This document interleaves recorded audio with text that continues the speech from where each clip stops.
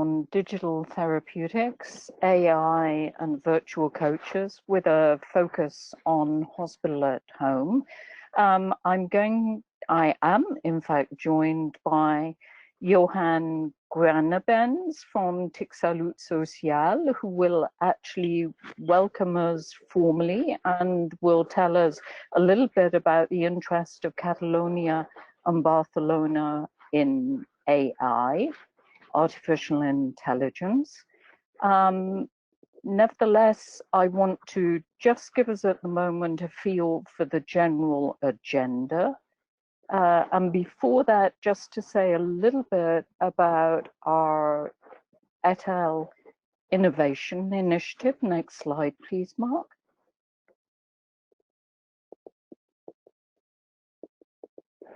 Indeed. So we're a group, an initiative who have been working for some 3-4 years. We've always been focused on innovation, and we've always focused on phased and staged approaches to digitization and to maturation. You can see from this slide, which we have adapted from colleagues in Intel, the way in which we've placed a focus on improving quality of life for patients and also ensuring that costs are well contained, but that we shift.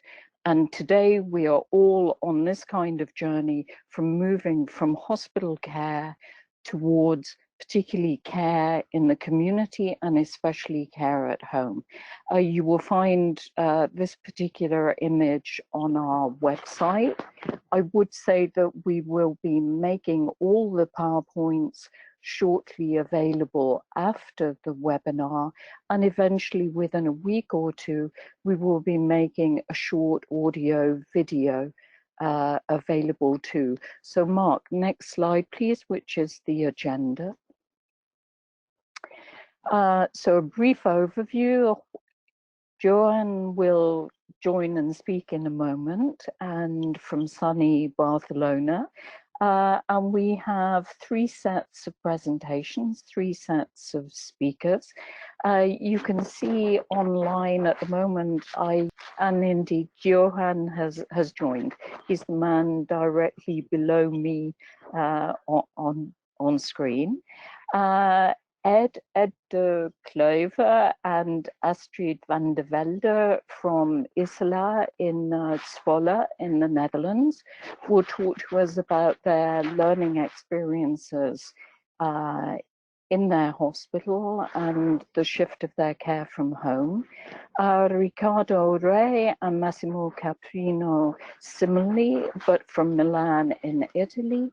And then we will have a presentation from John Crawford of Crawford Works and an honorary EHTEL member. There are several other honorary members online with us here today as well, but John will tell us particularly about some examples of digital therapeutics and particularly how AI can help with that. We're hoping that we will have a Q&A and a chat at the end of the session. After every presentation, there will be a couple of minutes free to ask questions. And my colleague Tino Marti, maybe will you say hello, Tino? Yes, will handle for us any chat questions. So you can write, please write in the chat box if you have any questions for us, and Tino will collate and curate those and then feed them through into the conversation. Thanks for that. So welcome everybody, great to have you with us. Johan, please do tell us all about Salut Social and your interest in AI. Hello, good morning everybody. It's a pleasure to be here. Thank you for inviting us as a Salut Social Foundation from Barcelona, from Catalonia. And it's very, very interesting, the topic that as a group we are talking.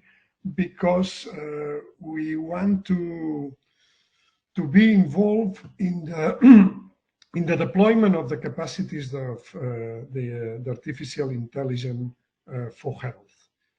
For this reason, here in Catalonia, we started a specific program to try to deploy the artificial intelligence for the health sector. We understand that we have and we need several things to implement to deploy the artificial intelligence. In one hand, we need good data, and we think in Catalonia we have good data, especially medical image data. And in this case, we have a huge cloud infrastructure with all the image that has been done today in Catalonia in the public sector. So we have good data, clinical, medical, and image data. And also we have talent. So we have people who wants to improve the health sector and can plan new initiatives, new ways to improve the provision of the health. And at the end, what we need also is technology. We need infrastructure, we need IT experts and knowledge to deploy and to develop and to deploy all these capacities. So as European region, as always, as the most of you, we have the ingredients to plan a good approach to be effective on the capabilities of the data and the technology to improve the health sector.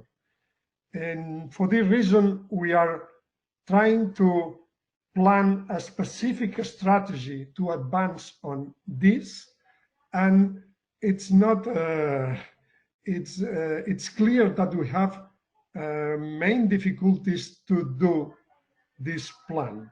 The main difficulty that we have at this moment, and you will be agree, is how to use this data from the public, but also from the private health research centers to deploy and to develop this artificial intelligence. So this is our interest today from Catalonia. We are very, very involved in this initiative, and we want to be there.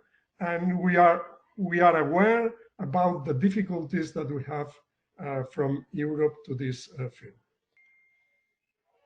Thank you so much, Johan. Thank you for the introduction and expressing TIC Salud Social and Catalonia's keen interest. Let's therefore hear a little bit about the experiences of two of our colleagues. So Ed and Astrid, we will pass over to you to hear about what's been happening with NWE-Chance and the Isala Heart Center. Thank you. Well, thank you very much for the introduction and for the invitation to speak to you. Good afternoon, ladies and gentlemen. My name is Astrid van der Velde, and I'm manager of the cardiology practice at Isala Heart Center. And Isala Heart Center is the largest non-academic heart center in the Netherlands. And we have profound experience with virtual care. And one of our examples is NWE-Chance. And I'm the project leader of NWE-Chance. And I'm here together with my colleague Ed de Kluiver. And Ed will introduce the topic to you and himself. So now I hand over the virtual mic to Ed de Kluiver.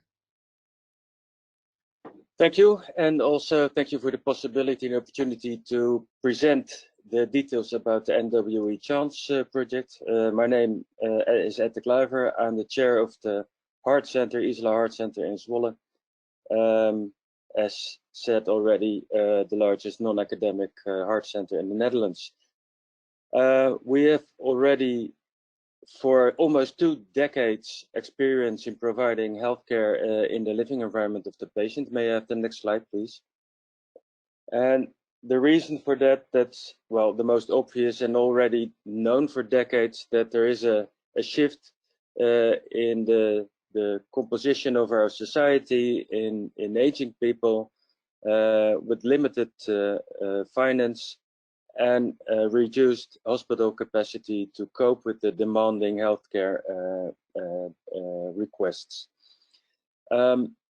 It's also known that on the patient level, that especially for the elderly, there is some hazard in hospital admissions. And we know that the elderly patients have a high chance on delirium, hospital infections, falling trauma, and in permanent physical and mental condition reduction. So these two main reasons were for us the drivers to investigate whether we could hospitalize patients at home. And we were helped by the developments in the technology, digital health, artificial intelligence. Actually, we started in the UMTS era when mobile broadband technology became available. So from that era off, we were finding solutions to really safely hospitalize patients at home. May I have the next slide, please? And as a very known football player in the Netherlands, he already died, Johan Cruyff, stated there's every disadvantage has an advantage. And what you see is that the corona pandemic stresses the need for hospital care at home, and there's it stimulates and induces all kinds of initiatives to hospitalize patients in their living environment. Because of the limited amount of beds, but also to reduce the risk for patients, especially the elderly, in hospitalizing them at home. So it's not only here, but also in China, that there is a vast impulse in digitizing digital care provision as a facility instead of projects. May I have the next slide, please? So after some experimenting, we started with a feasibility study in 2005. Actually, what we now call Virtual Heart Center was then the Chance at Home initiative. I will show you in the next slides. But the principle is that we have professionals on the distance and hospital care provided without concrete, using all kind of E&M health technologies, sensors on patients, and all kind of point of care technology. Next slide, please. So what we provide right now, so we started as a feasibility study, and in 2009, it became a real facility. And what we provide now is for mostly patients with heart failure, a 24/7 service, clinical admissions at home, supported by specialized nurses and e-health facilitated. And it's in a 30-kilometer radius around our hospital. Next slide, please. Up to now, we admitted over 1,000 patients at home. The mean age of the patients is around 80 years. So that's the vulnerable, really the vulnerable, fragile patients that we admit at home. The patients have all a significant higher satisfaction admitted at home than compared to the hospital admissions. We see that the most vulnerable patients benefit most, with a very low percentage of infections, no documented delirium, more active patients, and less falling accidents. And a nice conclusion is also that it's cheaper compared to hospital admissions. Next slide, please.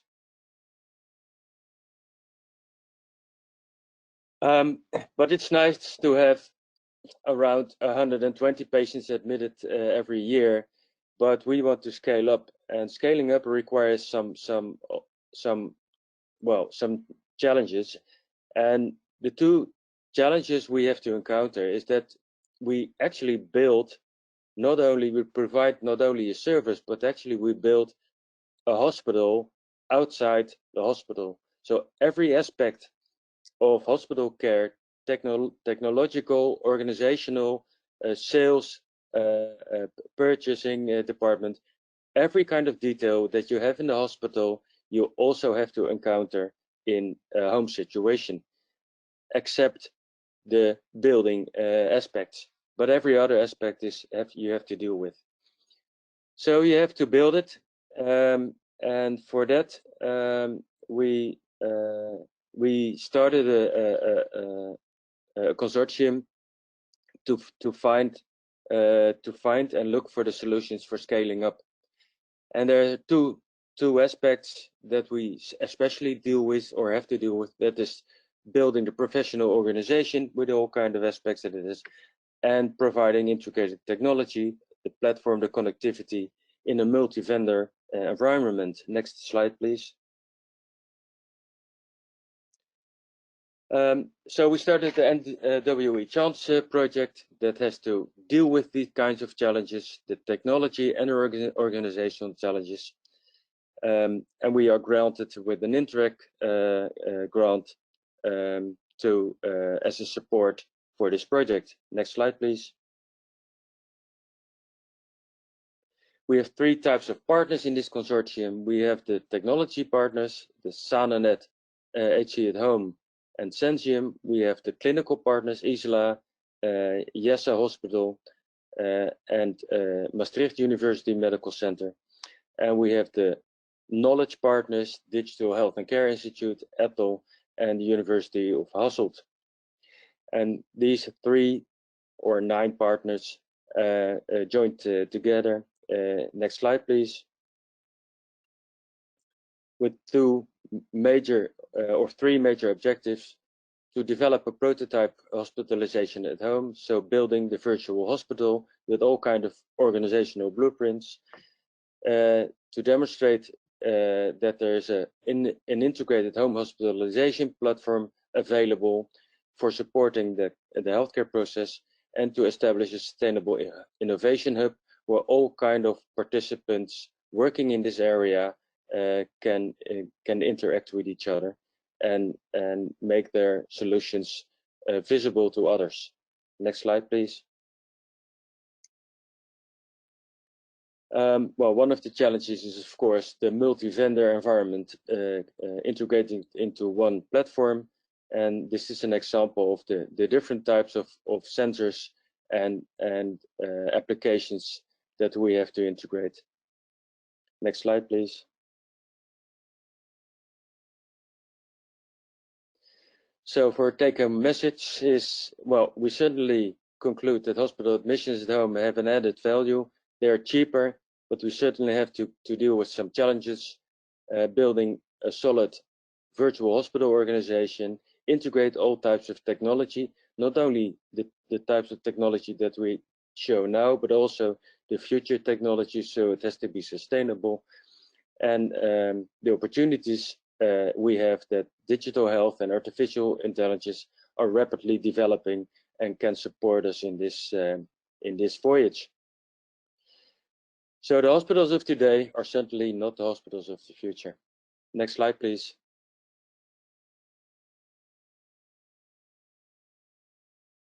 And these are our contacts. Thank you very much.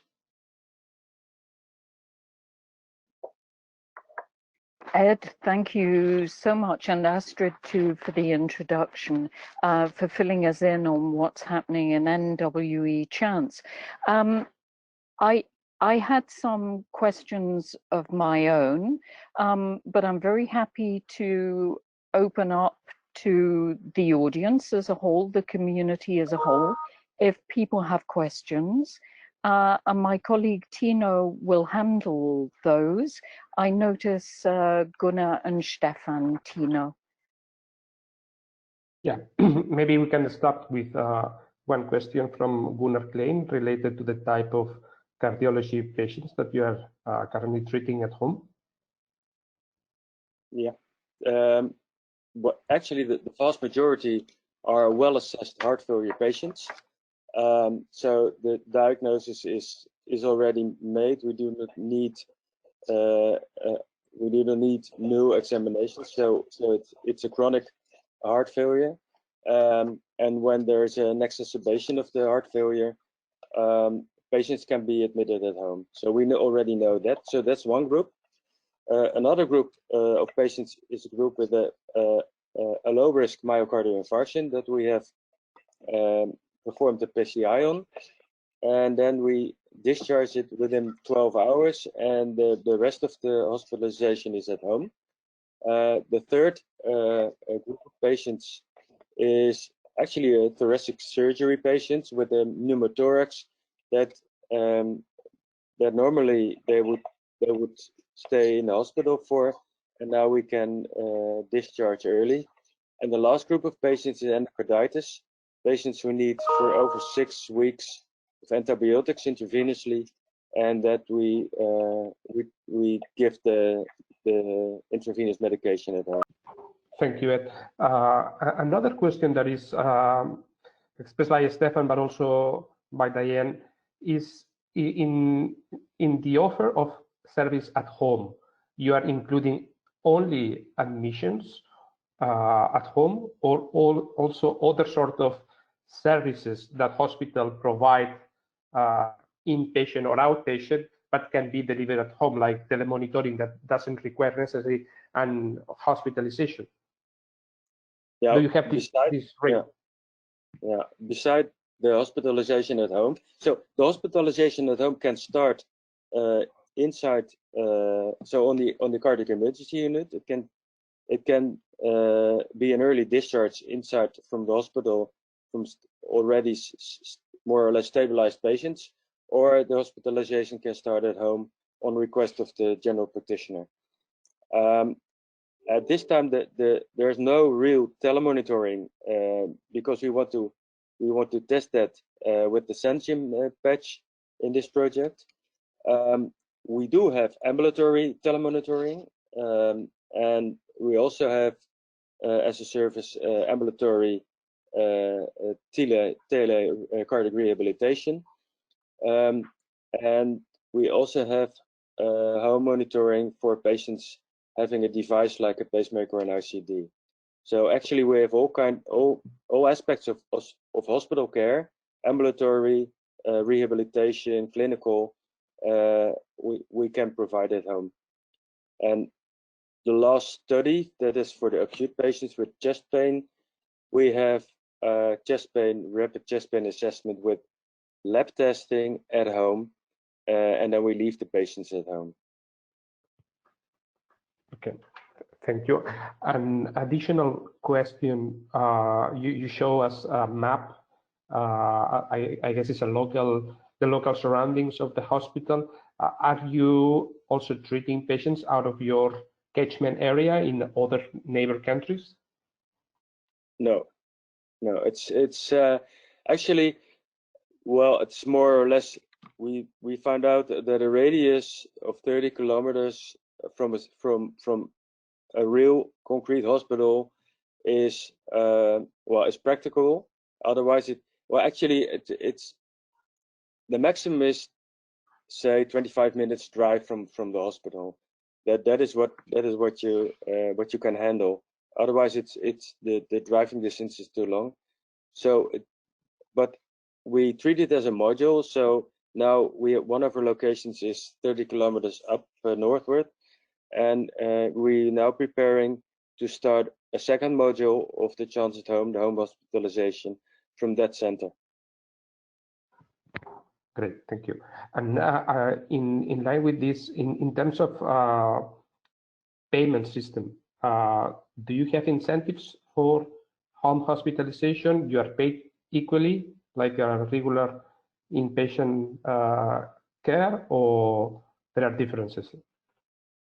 No, there are differences.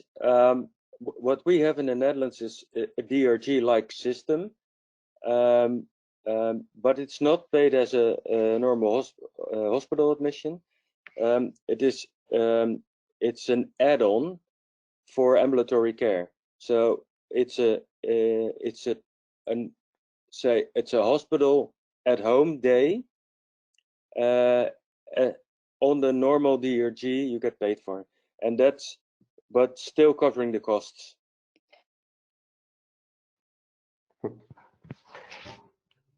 Thank you.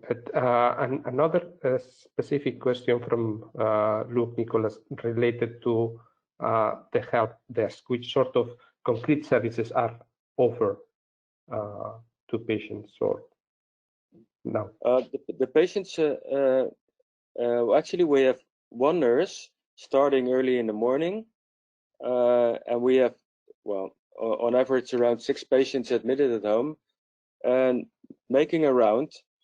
And then it after at the end of the day the duty starts, and so the patients can call the nurse, but it's a nurse they met during the day, so they can call that nurse until the next morning for questions, but also sometimes it doesn't often happen, but sometimes it's necessary to visit in the evening or at night, and it rarely happens that you need an ambulance for acute services.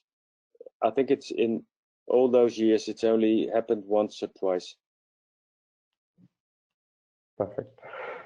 Just new question from Frederic Nemeri. Are there any technical functional barriers like connection, Bluetooth, digital literacy for patients, and who takes care of these barriers? Actually, all equipment is all equipment. There's no equipment that the patient has to take care of. So the nurse brings their own technology, their connections, etc., with them, and as we have a very good 4G coverage in the Netherlands, so that's not a problem. But it's also roaming, so we can use Wi-Fi. But actually, 4G is doing quite well. So and it's working two ways. Looking into the medical dossier that is in the hospital, but also sending data, ECG, etc., to the hospital, to the electronic patient record. Okay, thank you. Maybe last question from Stefan, and we continue. Stefan says that Germany has established various models of telenursing, where the nurse connects while at the patient with a physician for assessment and therapy. Does this happen as well? Not yet. In the ambulatory setting, we have, yeah, of course we have, and that's smartphone-based telemonitoring, and well, we're trying out all kinds of new sensors. But in the clinical setting, it's quite difficult to have, up until now, to have a reliable permanent monitoring system. Perfect. Thank you very much, Ed, and to all participants for the questions. As you can see, we're all on a journey together, and this journey is very much the linkage between treatments, hospital, home, and AI and digital therapeutics. You will observe that we will progress steadily, incrementally through those issues over each presentation. So we're very happy now to introduce Riccardo Re and Massimo Caprino, who are both from Milan and from the Casa Cura Policlinico. Thank you very much indeed. Welcome.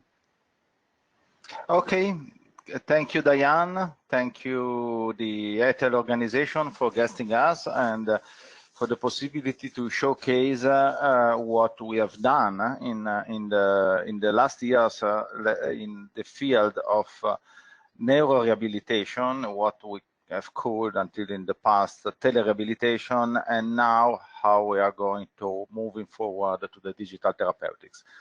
The presentation is split in two parts. The first one showing a little bit our history in digitalization, and the second part more wide on the vCare project, where I also encourage all the partners which are in the call to answer to the question which will be raised.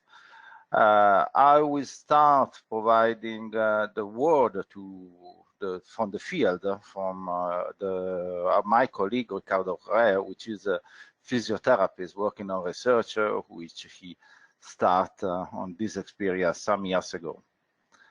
Ricardo? Thank you, Massimo, and thank you all of you.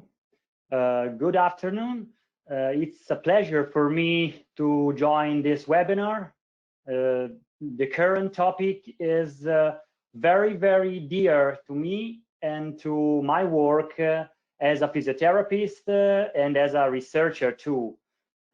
My speech will present firstly a path of a patient affected by a neurological event inside the ordinary healthcare system, and will put this process in strict relation with my personal walkthrough experience inside the Casa di Cura del Policlinico for an ideal development for a digital therapeutic solution. So please, next slide, please. Thank you. Now let's see which are the three main stages of the neurorehabilitation pathway.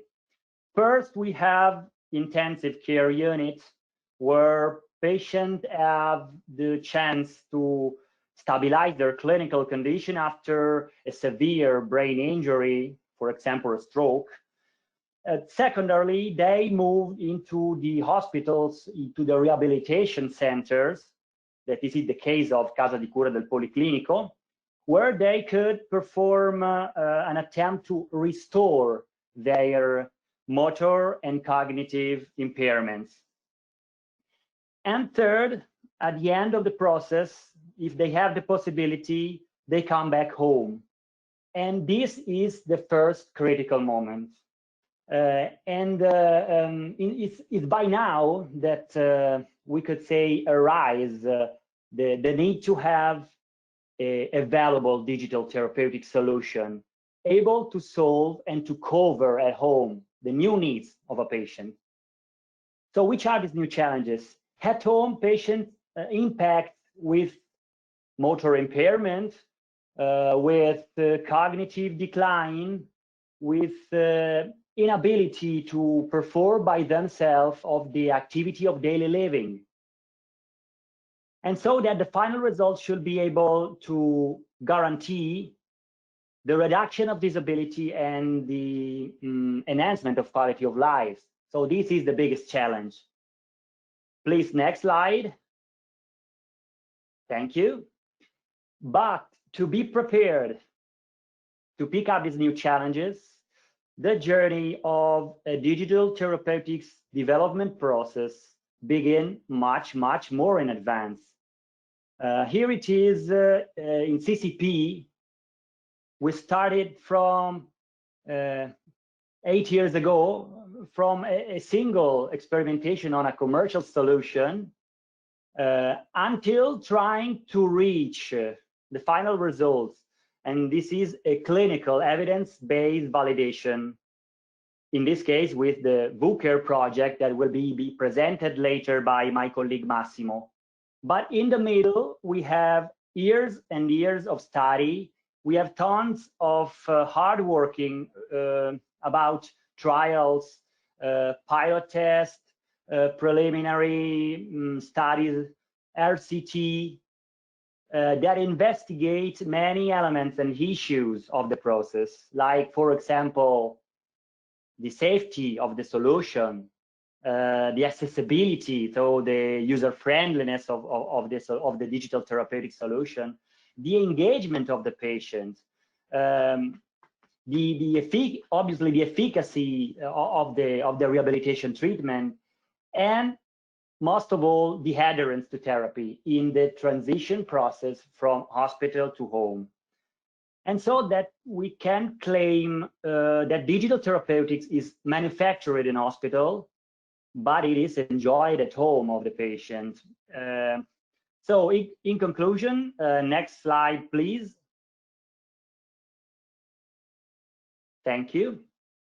These are the findings of innovation we found in our timeline, in our walkthrough, that should be the new challenges to adopt for a better continuity of care from hospital to home, something that is actually lacking of, at least in Italy.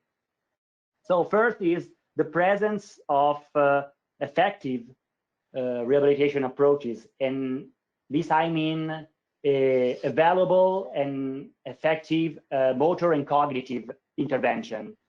Second, the presence of different clinical landscape. The neurorehabilitation is not enough. We need multiple clinical contexts in addition. So the cardiological one has seen in the previous presentation, the cardiological, pneumological side, also musculoskeletal side. Third, the presence of multiple intervention regarding quality of life. The taking charge is at 360 degrees. And so we need multi-professional skills, for example, competencies of nurses, competencies of in the medication support, in the behavioral support, in the risk management support, and so on. Fourth, the presence of an automated and customized pathway. And this is intended as the superior entity represented by artificial intelligence, by the virtual coaching in the case of vCare, that is able to adapt and to customize the pathway. And last but not least, the presence of a sustainable solution conceptualized for this continued process. And sustainable, I mean economically, but also ecologically, intended as a non-intrusive system.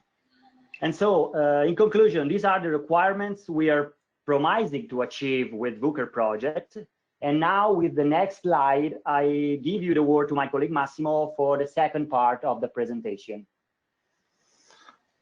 Okay, let's jump a little bit in the future. vCare project, virtual coaching activities for rehabilitation in the elderly, is a research and innovation project financed within the European 2020, which works in this continuum of care between the hospital and home, where, as my colleague Ricardo said, the key points are the adherence to the care plan, which is provided at the discharge from the hospital, and the patient empowerment, so how to motivate the people.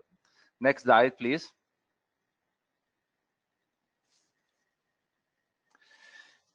Some key elements from the concept of the project, which starts from a clinical perspective.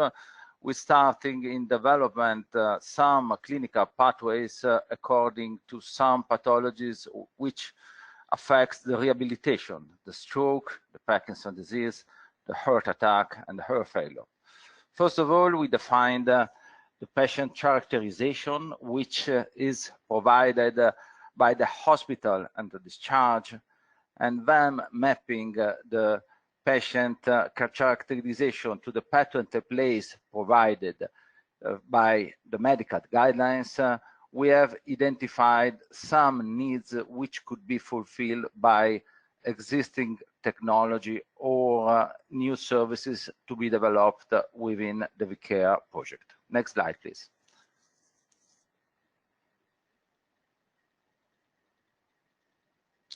As an example, the one from the stroke case, we have set up pathways according to the kind of stroke, ischemic of hemorrhagic, which we treat.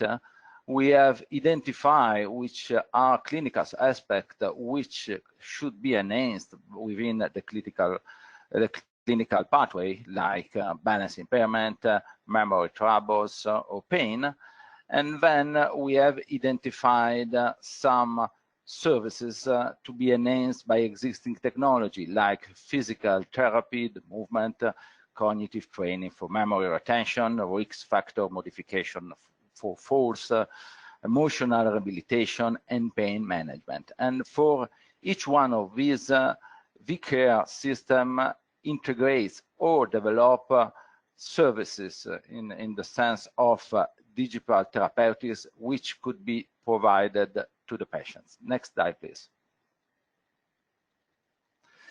These digital therapies are not standalone services, which anyway are part of the solutions and could be provided in a standalone mode, but vCare has the intention to enhance them through a layer of knowledge management based on semantic technologies and a contextualization based on the knowledge provided by sensor. In this sense, three aims of enhancement of the digital therapies are: the first one, the services which a virtual coach could provide to the patient at home in terms of feedbacks, in terms of reminders, in terms of information and education. The second layer is the personalization. The rehabilitation process is not a static process, but it depends on the performance which a patient can reach, which is easy to be monitored in a hospital setting, less easier in a home setting. That's a second purpose of the project. Thirdly, the pathway adaptation, according to which are the different services to be combined within the pathway according to the feedback which the patient will provide and the new indication which the physician will develop during the rehabilitation at home. Next slide, please.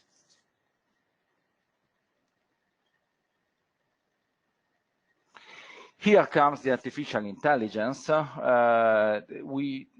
a very basic perspective, we can split in two different stages. The artificial intelligence driven by the rules, which are the rules which based on the behavior that the patient has shown in the clinic, interacting with technologies and are embedded in the clinical guidelines. But then, as the cycle of life of the different rehabilitation activities at home are performed, it comes the machine learning, which is enhanced by the data which are consumed by the platform. Next slide, please.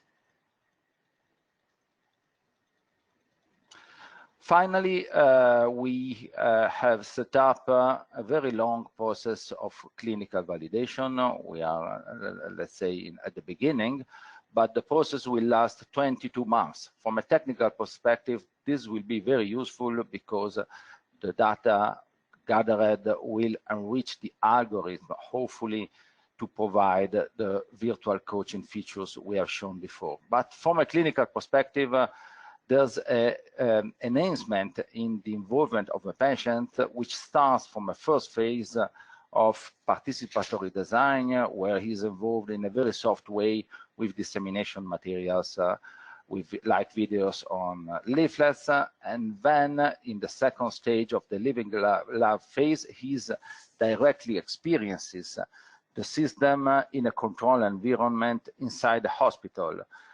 Basically, some kind of setting, replicating apartments where he can perform activity of ordinary life, will be set up in the different pilot centers, and he will experience the different use cases. And finally, as a clinical validation, he will perform the same activities at home with a real support of the virtual coach in a remote way. This will provide also useful hits for the certification of the solution towards the pre-commercial phase. Next slide, please. So this is the consortium. EHTEL is part of the consortium. University of Dresden is coordinating the project. We have other clinical centers performing the piloting, like the University of Bucharest and Aarhus, and the Academic Services, and some technological partners. Here are the components, and thank you very much for the attention. Thank you, Massimo and Ricardo. I would start in reverse order. Instead of the first question, the last question, but it will cover everyone input. The first is from Astrid van der Velde. The question is, how do you deal with patient disease-related elements that won't easily fit in a patient template?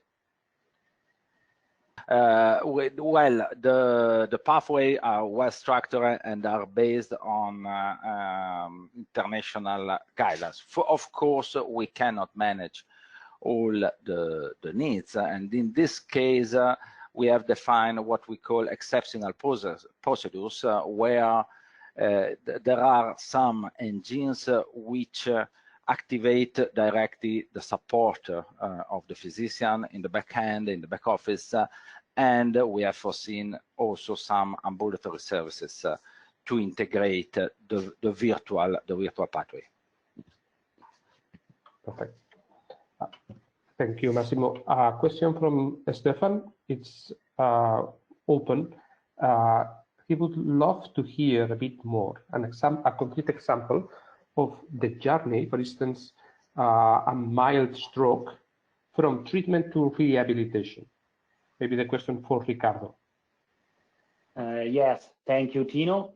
Yes, good question. An example could be seen as of a mild stroke that arrived from intensive care unit and start the rehabilitation inside the clinical pathway. But here will be presented the new technology of vCare in order to cover and collect which are their needs.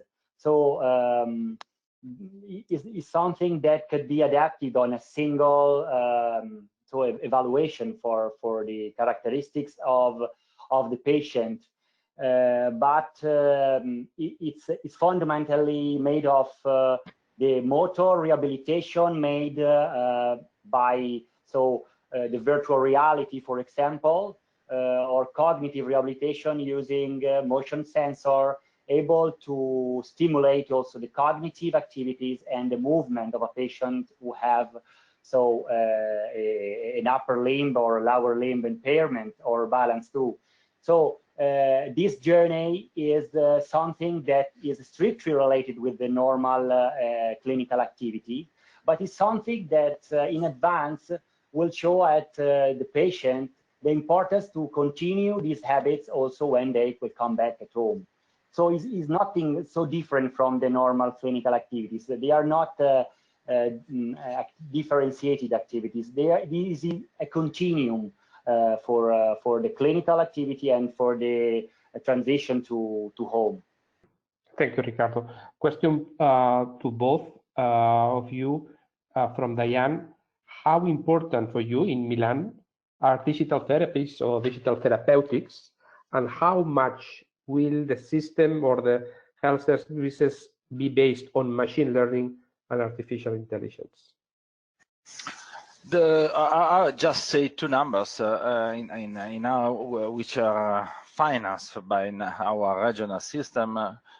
Usually, a treatment in-house in our clinics is last 2 months, which are completely paid by the public, and then when the patient moves to home, usually the public services provides just few hours of therapies. So the need is huge. The point is how much to close the gap of this imbalance, and this is a topic which we still don't know the answer, but for sure this COVID situation will provide new strategies in order to close the gap. Concerning the machine learning, yeah, I honestly speaking, I think we should treat this point in a different call. We are not technicians. We expect a lot, but of course the expectation have to be proven.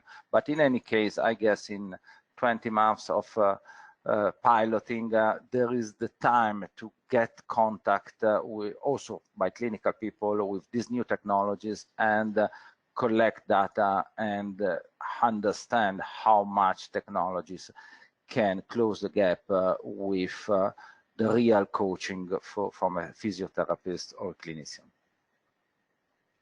Okay. Thank you, Massimo.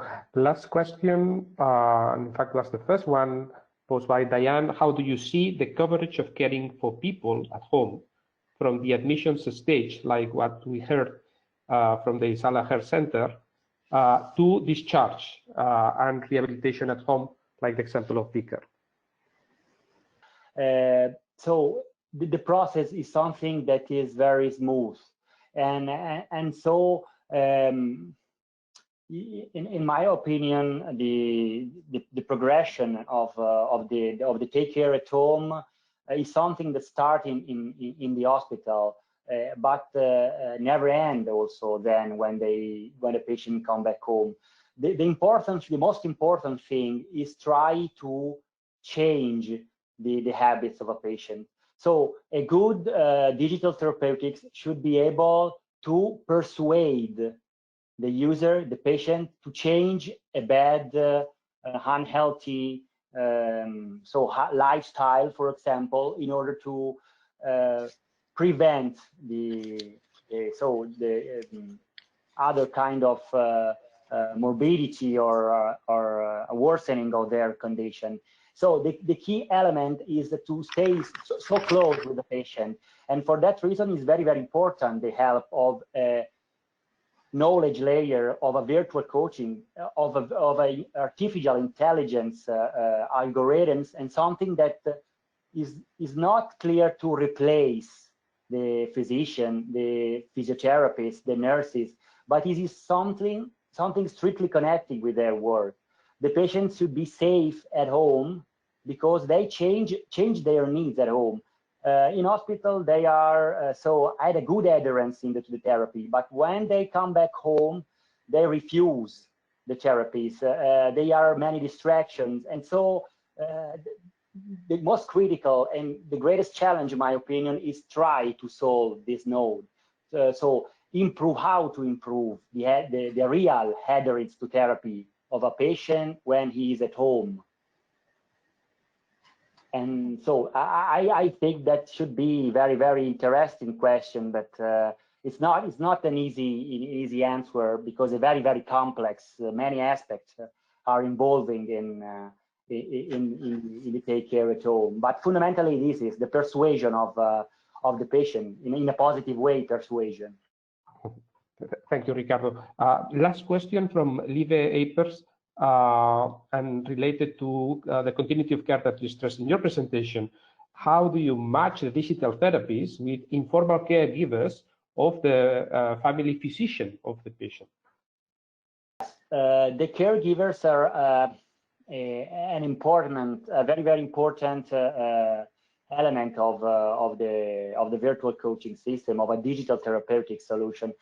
But it's not easy to involve because informal caregiver, so the parents of the patient, so relatives, are sometimes not so interested to be involved in many activities, but in the same time they want to be informed, and so the project would like to add a system of feedback, a system of a report that could inform the informal caregivers or the formal caregivers of the progression of their relatives, of the patient involved in the process, and so they could be safer to know if they, for example, are able to perform their motor rehabilitation. Are safe to know if they use the prescribed walking aid during the walking home, and so it's something that make them safe, but in the same time they don't want to be so involved. So don't forget to be that we don't have too much intrusiveness in the digital therapeutics, and this is a key element also for the caregivers. Thank you very much, Ricardo and Massimo. We leave it from here for the next presentation, and I hand over to Diane to continue the session. Massimo and Ricardo, thank you so much indeed for that really frontline and close to the patient and close to the people overview of the challenges of digital therapies. I think there were also some pending questions that we may come back to at the end. But really interesting to expand the conversation also to how it affects people surrounding the patient and the community. And indeed, now we're going to pass on to John. It's my pleasure to introduce John Crawford, who's going to be giving us quite a range of examples of digital therapeutics and what they have to offer and how AI helps. John, over to you. Thank you so much. Thank you, Diane. Can you hear me okay? Perfect, lovely. Good, okay, just checking. So, well, first of all, thank you to EHTEL for the invitation to speak with you this afternoon. I know on the call there are very many good friends and ex-colleagues and others that I've worked with or been involved with over the years. You know, I have a long history with EHTEL going back to my time as a member representing IBM, and then also as vice president and president of the association for several years. So it really is a pleasure to be back with you and have the chance to speak. I've now retired from IBM, as you probably know, but I still keep very close to digital health through my own company, Crawford Works. And today I'm going to give some thoughts about what is seen to be a relatively new term, digital therapeutics, but which is actually quite an old idea, the idea that we can use software to drive health improvements directly. The term digital therapeutics, it's hard to know exactly where it arose, but certainly for the last 3 years, it's become very topical, I would say.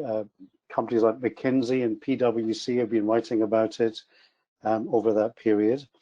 And it's now actually being formalized into a set of principles, which I'm going to tell you a little bit more about.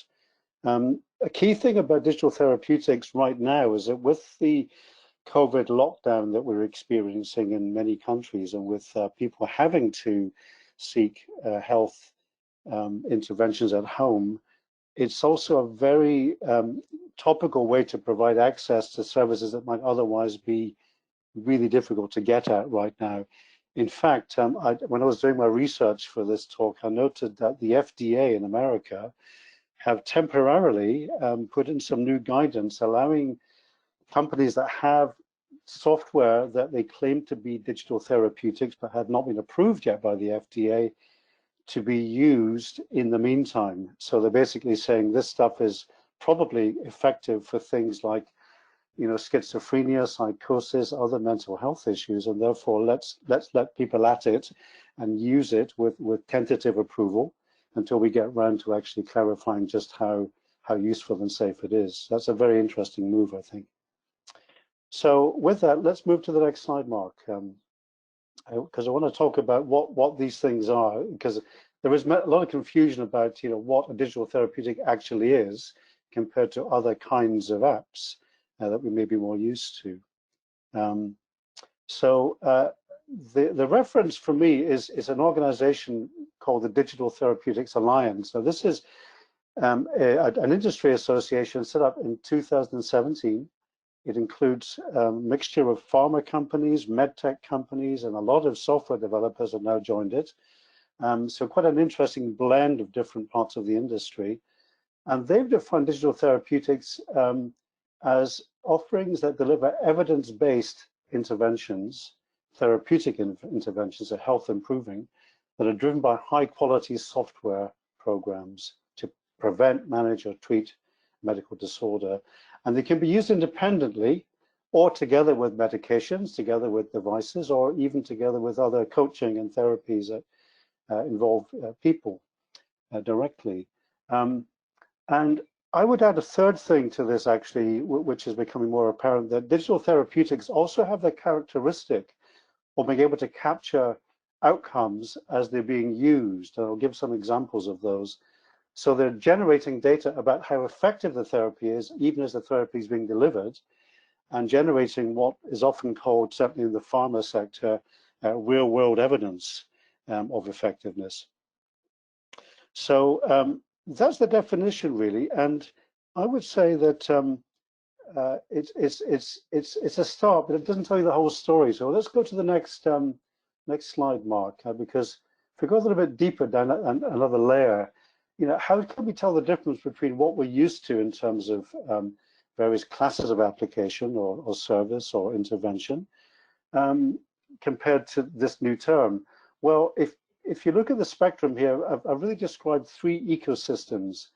On the left-hand side, we've got the wellness and support ecosystem. So that's products and services that capture, store, transmit health data. Typically, we don't need clinical evidence to be present to use these things. Typically, we don't need real-world outcomes, or they're not really looked for. And this is really, I guess, the world of health informatics, you could say. Basically ICT for healthcare, telehealth platforms, consumer health information, and so on. And of course, all the wellness and fitness things that we're used to seeing. So this is a very useful category, but it doesn't really give confidence that if you use it, is going to really change your health outcome in a fundamental way. The second ecosystem I've put there is diagnostic and monitoring, which is really the idea that we can measure and look for signals using diagnostic tools and monitoring approaches. And this is obviously, very specifically aimed at medical assessment, trying to look for danger signs, trying to look for improvements and recovery. But again, it's very much in the field of measuring rather than acting directly on health outcome. So where therapeutics come into play is that we're really looking for software-driven solutions that deliver the intervention itself. And they can be aimed at behavioral problems, mental health issues, physical diseases, and disorders. The key things, though, I want you to take note of are that you really need to, if you're going to claim that your solution is a therapeutic intervention, you need to have clinical evidence of some kind. The more, the better. We're talking really as high level as peer-reviewed randomized trials, and also real-world outcomes. You'll be able to show that what you are actually delivering is measurably better than, or at least as good as, if not better than, the alternative ways of delivering the same thing. So it requires a much higher standard of evidence to be accepted as a therapeutic intervention. So on to the next slide, Mark. Now, DTX, the organization I mentioned, have set out a set of core principles here, and there are 10 of them. You can read them for yourself, and so I won't take you through them right now. But the idea of the principles is to say to software developers and to clinical, device manufacturers and others that want to be developing these kind of therapeutics, we'd expect them to adhere to, most or all of these principles. And you can see the principles to do with things like prevention or treatment, to do with quality of software, to do with engaging people, as Massimo and Ricardo said, to do with using clinical evidence to justify them, to be ideally reviewed and cleared by regulatory bodies before they start to get into general use, and to collect and analyze real-world evidence or product performance data. So this is just a set of principles. It doesn't actually mean that if you meet all of these, you have a regulated software solution. That's still down to organizations like the FDA and EMA. And you might be interested to know that when I checked, the FDA, as of January, have actually only given approval to 3 digital therapeutics so far, 3 of them so far. Pear Therapeutics, who have a solution for substance use disorder. Natural Cycles, a Swedish company, who have a solution for birth control. And Apple, who got approval for the ECG app running on the Apple Watch Series 4 for detecting atrial fibrillation, although that seems to me to be more like a diagnostic than a therapy. But nevertheless, there's 3 of them have been approved. So we're still right at the start of the regulatory domain as far as that's concerned.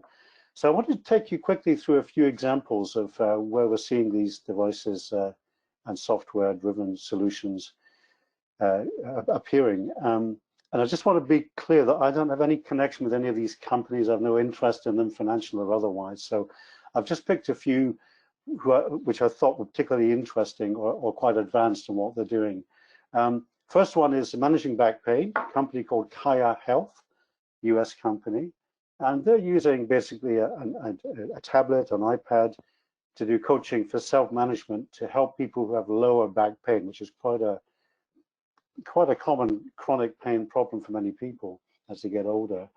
And they're using basically the camera in the tablet computer to measure the posture and the movement of the individuals doing the physiotherapy to improve their back pain, and to feed back to the user how well they're doing it, what they need to do to improve. This is a very good and, I guess, relatively simple example of how you can take something that would otherwise require a physiotherapist in the room or at the end of a camera and turn that into something that can be automated using AI, using a form of artificial intelligence in order to optimize the physiotherapy for the individual. So that's one example, a fairly simple one. Mark, the next slide, please. Another one which I came across last year when I was running a day on digital therapeutics at a conference in Denmark was from a Danish company called NWE-Rehab. And they've developed a very interesting general purpose platform for physiotherapy and rehab. And what they do is, I think, is really rather nice. They first of all have a screening assessment to see which people are likely to respond to this kind of therapeutic. You know, some people just won't want to use computers. They'll want to have an individual helping them with their therapy and rehab.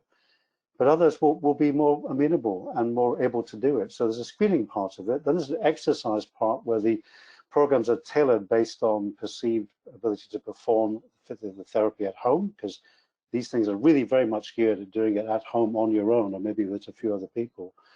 Finally, the analysis part, which is basically the system allows you to look and see what's going on with the individual in real time, so that any things are not being done well or correctly can be corrected in real time, and therefore people are not wasting their time doing exercises or movements which really are just not helping the individual to rehabilitate.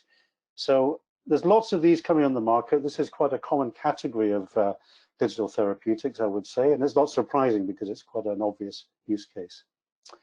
Mark, the next slide. Another one that's coming into play quite a lot is the use of particularly virtual reality, either on a screen or even better, fully immersive using a headset to provide a digital therapeutic to help with anxiety and psychosis. Now, this one here is from a project being run by Oxford University, so it's not a product yet. It's called Game Change VR. And what they've done is they've built 6 scenarios that people can be placed into with their consent, of course. They can do it using a screen or ideally a headset, a VR headset, that allows them to basically be in what might be for them a stressful situation using, as you can see, animations, and allows them to basically get used to the idea of being in that place and interacting and looking around and just getting comfortable, taking away some of the fear that they might otherwise have.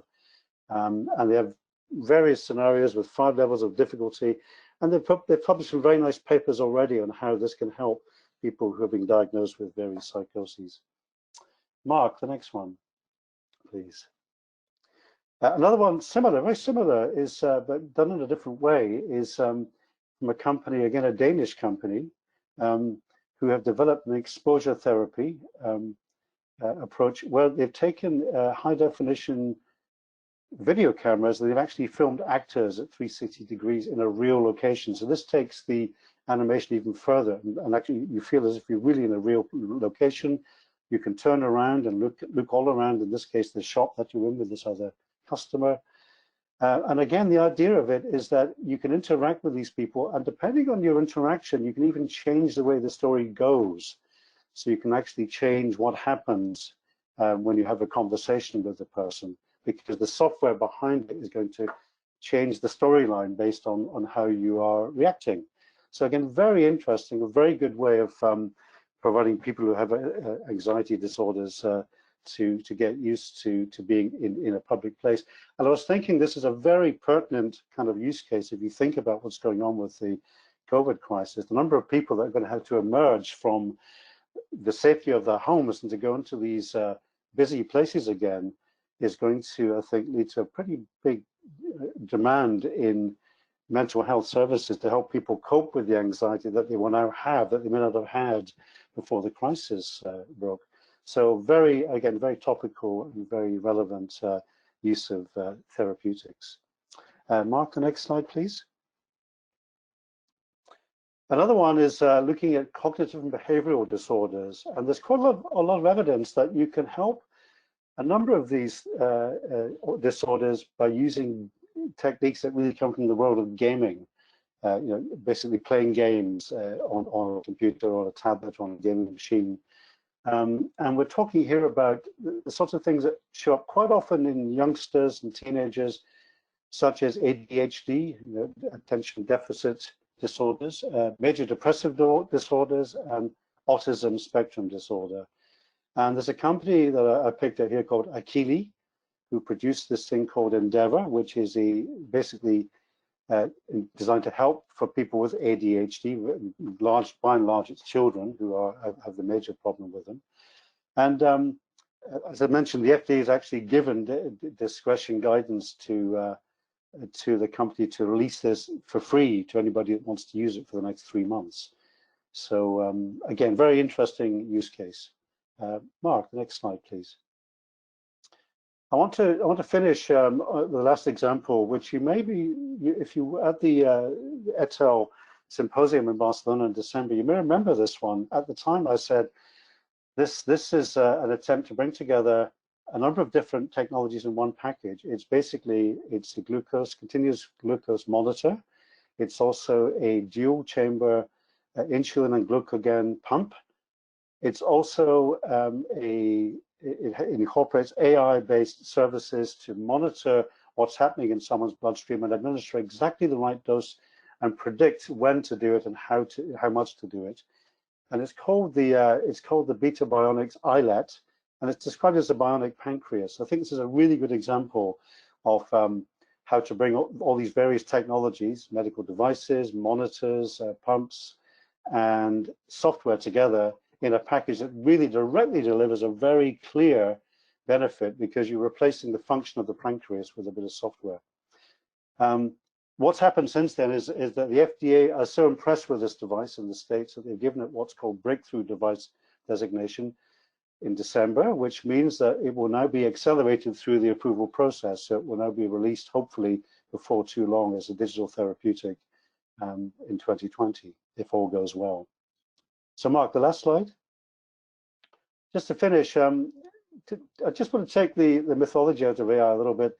In the end, AI, although it has a lot of aspects, it just comes down to algorithms. It's really just about algorithms and how they work on data. And they're either rule-based or they are machine learning. And the ones that are, I guess, most interesting for us here when it comes to therapeutics are machine learning algorithms. The idea that we can be using a therapeutic that over time can be improved, can adapt itself to us, can learn what works for us and make these adjustments and fine tunes for us as we go along. And I would say that if we use it appropriately, if we use it in that way, then we've got the potential to adjust therapies very specifically to the individual over time. The idea of personalized medicine therefore really becomes deliverable. So watch this space. I think we can expect to see many more examples of AI-based digital therapeutics. And expectations are high, but as I've said, we've only got 3 approved by the FDA. I'm not sure the EMA has approved any so far. I've not found any. But we need evidence, and because these are not just more applications to try, these are designed and should be seen as medical interventions which have evidence behind them. So I'll stop there and just wish you all a very safe time with the COVID crisis, and hope that you are well and continue to stay well. Thank you very much. John, thank you so much for that overview and definition of digital therapeutics, and also for the very wide range of examples that you've shown to us in so many different fields of therapy. I will hand over to Tino because he's got a couple of quick questions that we have time for to come through, and Johan will then sum up towards 12:25, 13:25 or so. Thank you. Thank you, John. Let's start with the first question from Astrid van der Velde. The question is related to the role of health professionals, particularly doctors and nurses, in digital therapeutics. And I guess that the question is in terms of if they are the prescribers of the digital therapeutics or if they are not the prescribers, which are the role in both scenarios. That's a good question. Well, my understanding is that it should not be necessary to prescribe these things. It should be possible for you as an individual, if you have the confidence to do it, to basically try these things for yourself, and knowing that they have some kind of regulatory approval to use them with confidence. However, I'd imagine that many doctors and clinicians will want to prescribe these things in the same way as they prescribe other treatments, again, if the evidence is there behind them. So I think it's going to be in two ways. It's either doctors will prescribe and say, given your psychosis, given your mental health issues, given your undiagnosed heart arrhythmia, I'm going to prescribe this thing for you to use, which should improve things. But already you can go and buy the Apple Watch rather, and have your own ECG on your wrist when you need it. So I don't think it's one or the other. I think it will be both prescription and people finding these things and using them if they feel they're going to be helpful. Thank you, John. Straight question from Santiago from Salud Media. How do you trust artificial intelligence if you cannot understand it? It is not like following a decision tree. Yeah, this is the perennial paradox of artificial intelligence, isn't it? Really, I mean, if it's a black box, how do you know what's going on inside it? I think this creates a lot of problems for people. The idea that if it's not understandable by humans, that we should probably not trust it. Many of the early examples of the use of AI, of course, have required that you're able to kind of track back to, why the system has come up with a particular recommendation or way of working. That's difficult to do in many cases, especially when you get into machine learning, where sometimes the machines are extracting features that we as humans wouldn't even be able to recognize.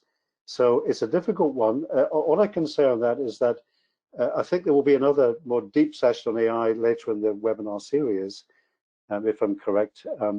But in the meantime, I think we just have to be cautious about how AI is being incorporated into these things, and understand that there's always going to be a degree of uncertainty about why the AI system is doing certain things. But so long as we have tested for safety and efficacy, that's the best we can do. It's the same kind of idea of I guess as why do some drugs work for some people and not for others? Often we don't know. Often it's kind of mysterious, but it's a fact. It's what happens. Why do some drugs help people and the same drugs will harm other people? So I put it in that same category of uncertainty. But I think we're just going to be cautious about putting too much faith into AI until we start to get more experience with it. Thank you, John. Maybe the last question from Sophocles. There are a couple of them very straight to. Is the characterization of digital service as medical device with the CE mark necessary to become digital therapeutic solutions in Europe? And does this digital therapeutics approval opens the door for reimbursement from payers? Yes, so on the first question, in general, of course, if you're claiming that your software can make direct health improvements, if that's what you claim is when you bring this thing to market, then of course the regulators will want to take a look at that and decide whether they want to endorse it or in some way certify that. But there'll still be a lot of people that will say, well, we've got digital therapeutics, which kind of conform to the DTX Alliance's core principles, the ones I showed very early in the presentation. And we believe that we conform to that. And even though it's not regulated by a local regulator, we still feel that we've done the right thing. So I guess the thing is that you have more confidence if it's been looked at by a regulator and given a stamp of approval. But I don't think it's necessarily going to be the case that you need to have it. That's my understanding at the moment. And the second question, does it open door for reimbursement? I hope so, because a lot of these companies are not doing this in order to just base their business model on advertising or click-throughs or whatever. They're doing it in order to generate revenue. So of course, I think if the DTX approval process, either from the DTX Alliance core principles or from the regulators, goes ahead as planned, then of course we should expect to see reimbursement the same way as we reimburse for medical devices or drugs. Perfect. Thank you very much, John. Hand over to you, Diane. Yeah, John, there are surely some challenges ahead of us. Thank you for beginning to explain those to us, and particularly focusing on the regulatory and the certification related issues. I'm going to hand over to Johan, who has a few words that he would like to say, but every encouragement to continuing this conversation as we go forward. Johan, over to you. Okay, that was very interesting. I think that we have a great challenge with the artificial intelligence, and especially with the digital therapeutics, because of, as you said, John, it's a new way to proceed, and we have to see how the regulation, how the certification could help us to implement this good solution. So I think the evaluation and the certification of these kinds of projects or this kind of initiative is the main challenge that you have to afford from an European vision. So thank you very much for your approach. It was very, very interesting. We will be sending you a feedback form to ask you how meaningful the webinar has been to you and what it's given to you. And we will, as part of that, ask you a number of questions. Had we had longer time, we would surely have been interested to find out more what's happening in your own country, your own region, or your own initiative, and what concrete experiences you have, for example, of digital therapeutics and AI. Although, of course, as several of the speakers, John especially, but also Massimo, Ricardo, and others have said, this is a slow process.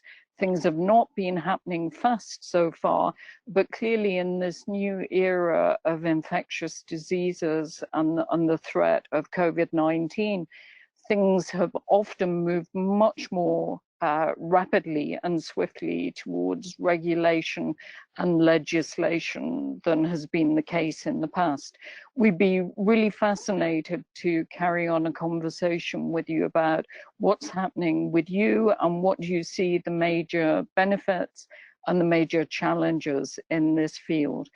As John so kindly introduced, so next slide, Mark, we are having a series of webinars, not only on digital therapeutics and AI, which is most likely to occur in early September, the first half of September, but my colleagues have been putting together interesting other webinars, both on the European health data space.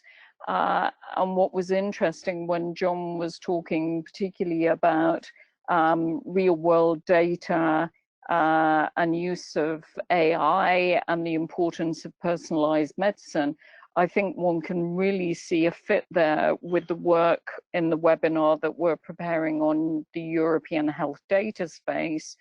And last but not least, Tino and colleagues are really going to focus on what is a health data ecosystem and how those ecosystems can really support integrated care.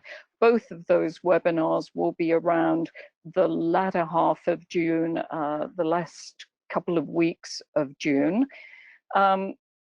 More information, John, I like your expression, watch this space, by the way, but more information certainly on our Imagining 2029 program on our own website. You can see a couple of URLs, web pages there. But having thanked all the speakers for your great preparation, your very interesting slides, and the questions and discussions from all the community, I want to say a very final word of thanks to both the vCare project and NWE-Chance. So thank you very much for supporting us and helping to host those things. Looking forward to meeting you at our next webinar, and thanks to you all for all your fascinating questions and discussion.